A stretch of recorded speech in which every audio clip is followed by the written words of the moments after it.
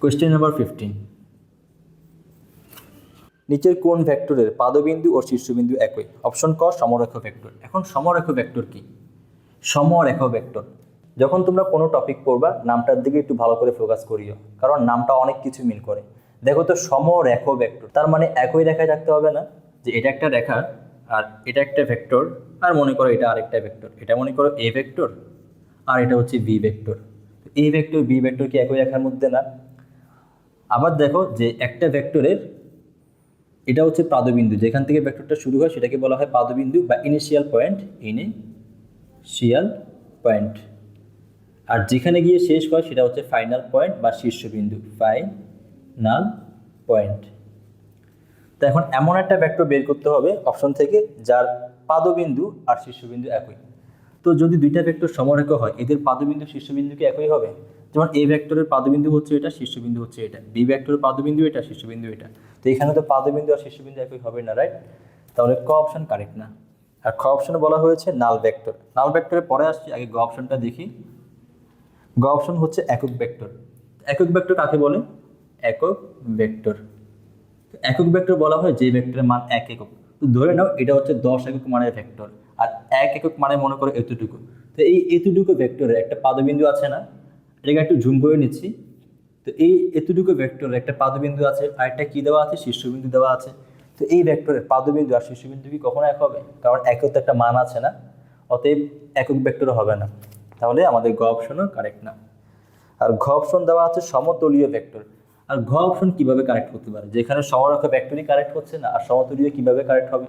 সমতলীয় মানে হচ্ছে যে সবগুলো ভেক্টর একটা সমতলের মধ্যে থাকবে, এখানে থাকবে, এভাবে এইভাবে যেভাবে থাকতে পারে, বাট একটা তলের মধ্যে থাকবে। যেমন মনে করো এটা একটা তল, আর এগুলো হচ্ছে ভেক্টর। তো এই ভেক্টরগুলো কি সমতলীয় ভেক্টর, কারণ সব তিনোটা ভেক্টর একই তলের মধ্যে আছে। কিন্তু এই ভেক্টরের পাদবিন্দু আর শীর্ষবিন্দু কি একই? তাহলে এই ভেক্টরের পাদবিন্দু আর শীর্ষবিন্দু একই না, অতএব ঘ অপশন তো কারেক্ট হবে না। বাকি রইল কি ভেক্টর? নাল ভেক্টর। তো নাল ভেক্টর কি? নাল ভেক্টর হচ্ছে যেই ভেক্টরের মান শূন্য। তো চিন্তা করে দেখো তো, মনে করো তুমি এই পয়েন্টে দাঁড়িয়ে আছো, এটা হচ্ছে তুমি, তোমার সেই নুরানি চেহারা।